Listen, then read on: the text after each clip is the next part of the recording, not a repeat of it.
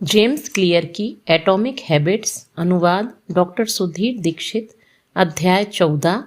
अच्छी आदतें अनिवार्य और बुरी आदतें असंभव कैसे बनाएं।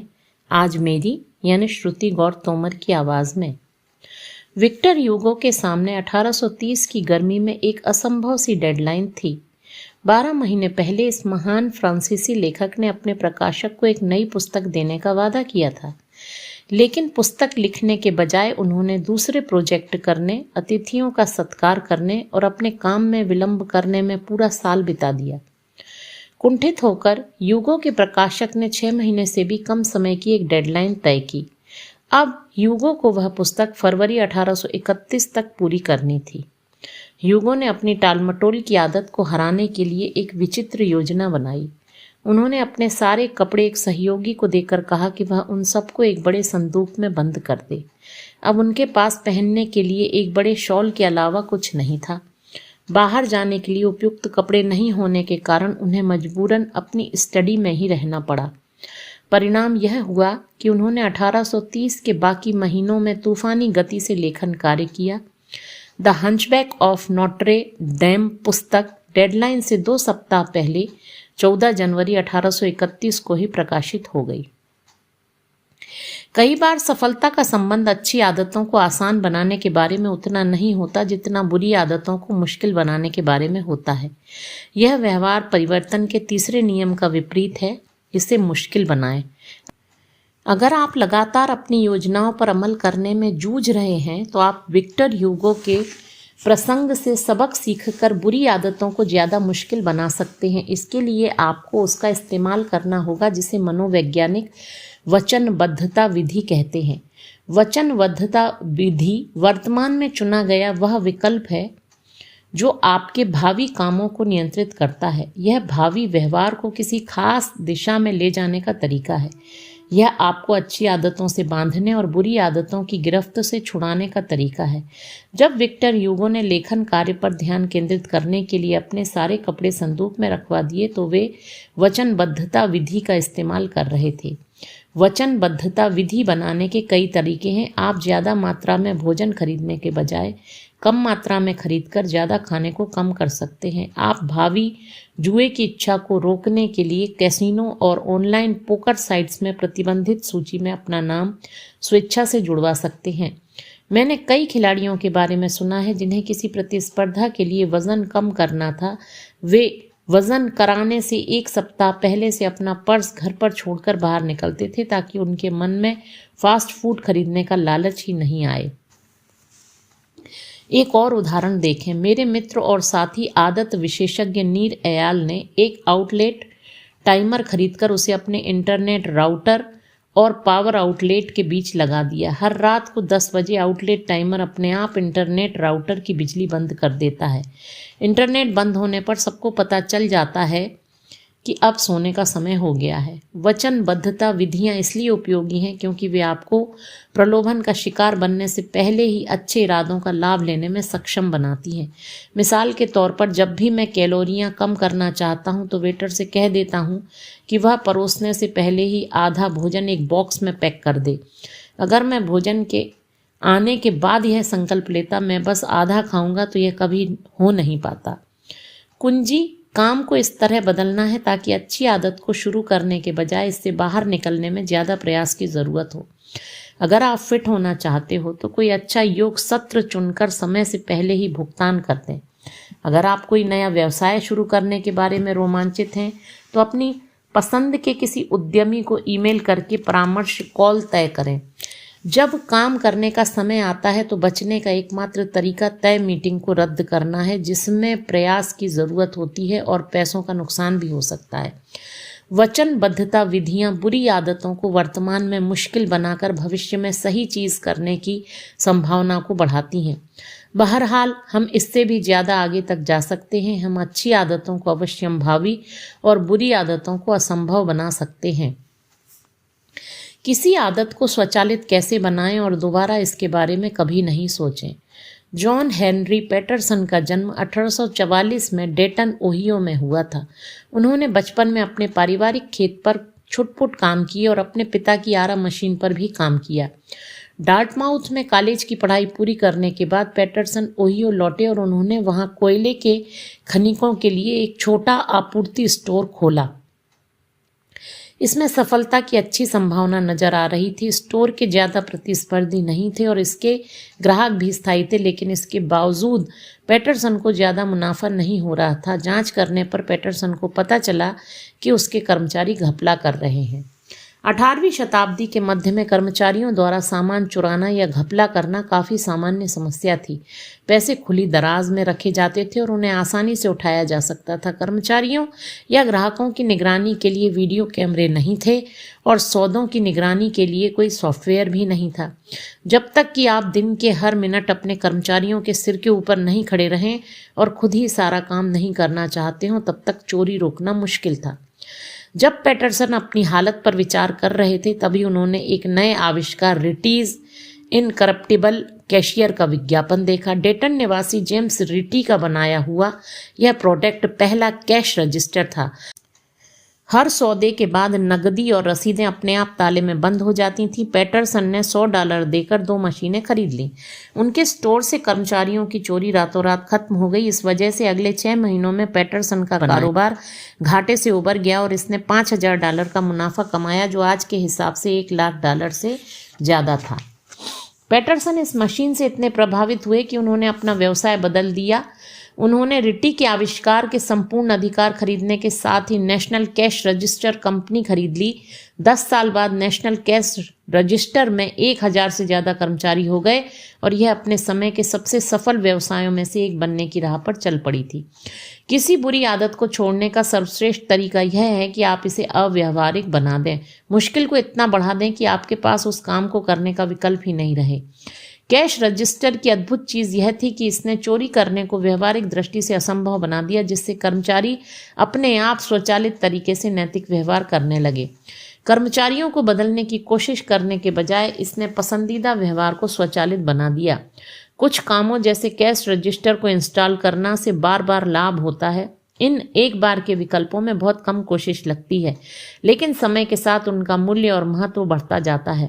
मुझे यह विचार बहुत आकर्षक लगता है कि एक अकेला विकल्प बार बार लाभ दे सकता है, इसलिए मैंने अपने पाठकों के प्रिय एक बार के कामों का सर्वे किया है जो बेहतर दीर्घकालीन आदतों की ओर ले जाते हैं। अगले पेज पर दी गई टेबल आपको सबसे लोकप्रिय जवाब बताएगी।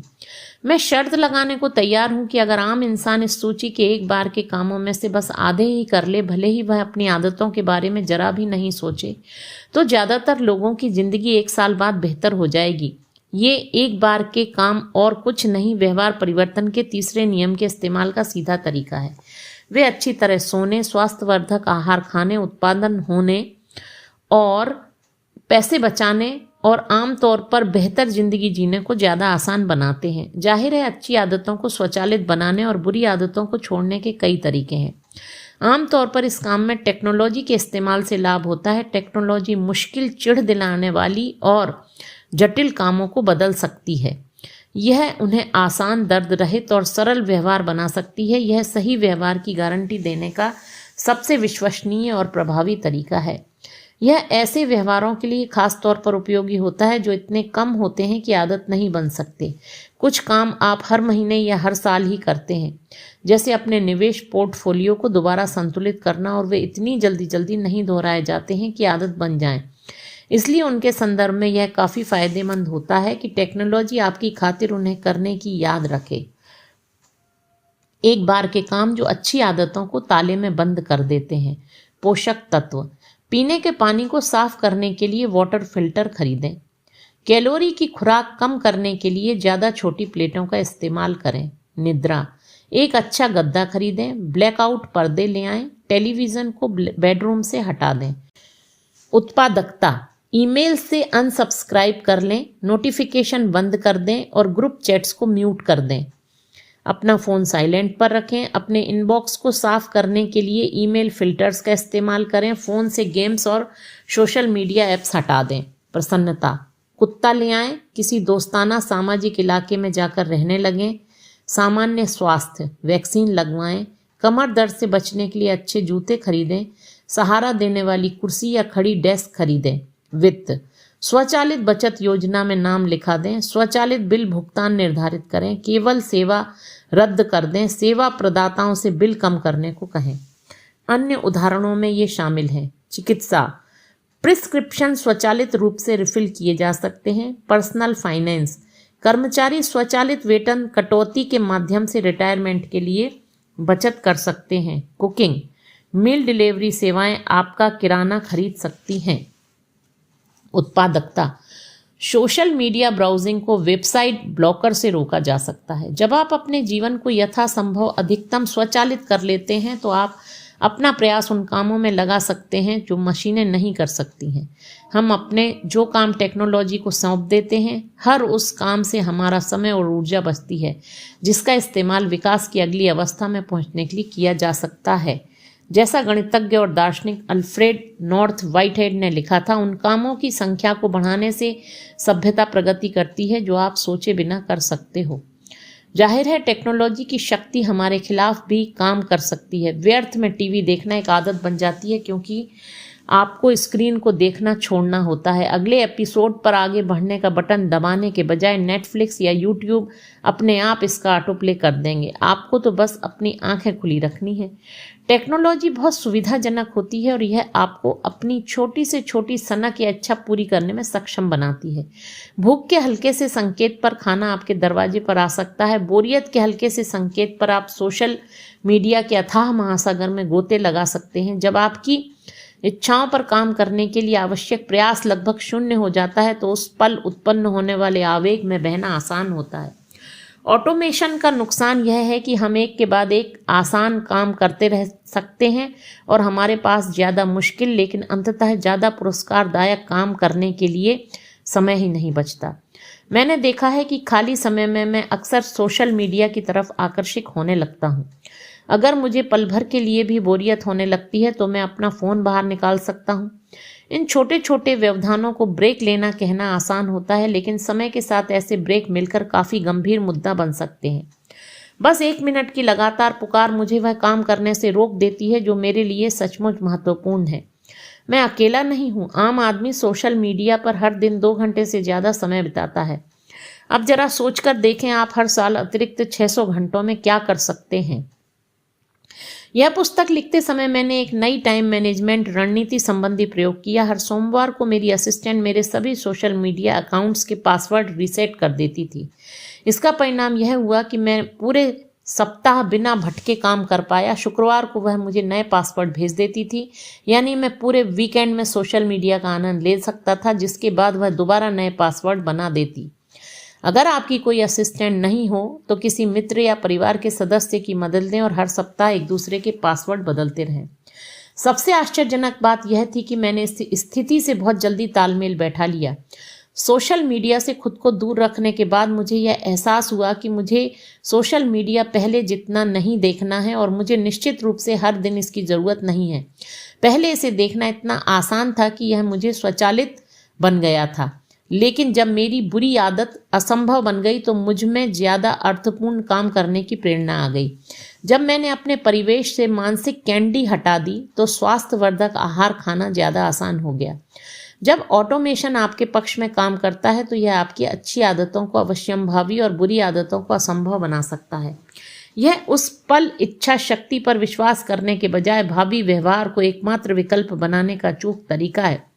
वचनबद्धता, विधियों, एक बार के रणनीतिक निर्णयों और टेक्नोलॉजी का इस्तेमाल करके आप अवश्यंभाविता का परिवेश बना सकते हैं, जहां अच्छी आदतें सिर्फ मनचाहा परिणाम ही नहीं होती हैं, बल्कि एक ऐसा परिणाम होती हैं जिसके होने की लगभग पूरी गारंटी है।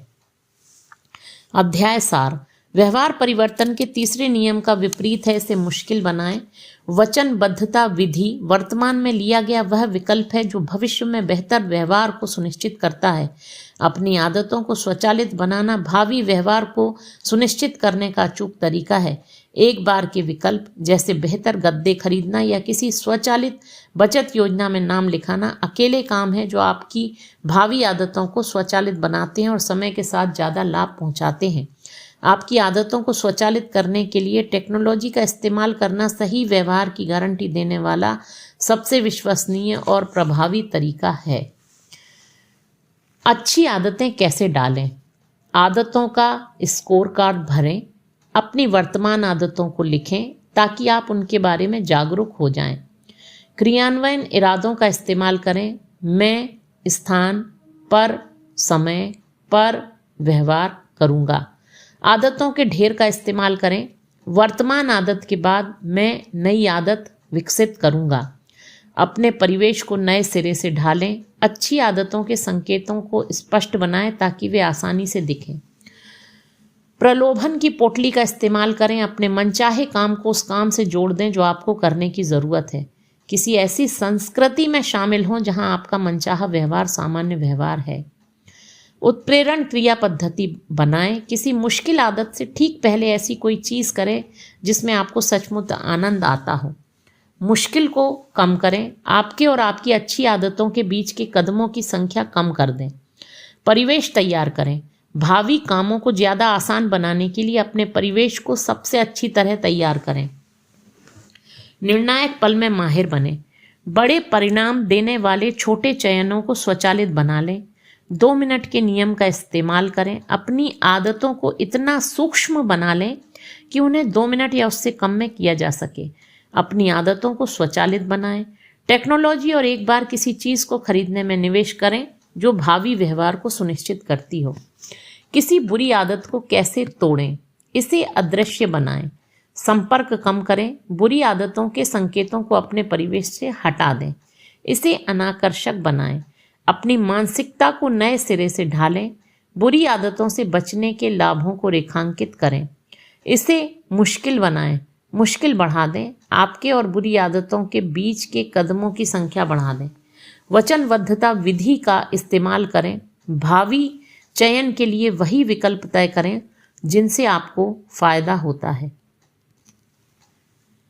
अभी आप सुन रहे थे जेम्स क्लियर की एटॉमिक हैबिट्स, मेरी यानी श्रुति गौर तोमर की आवाज में अध्याय 14।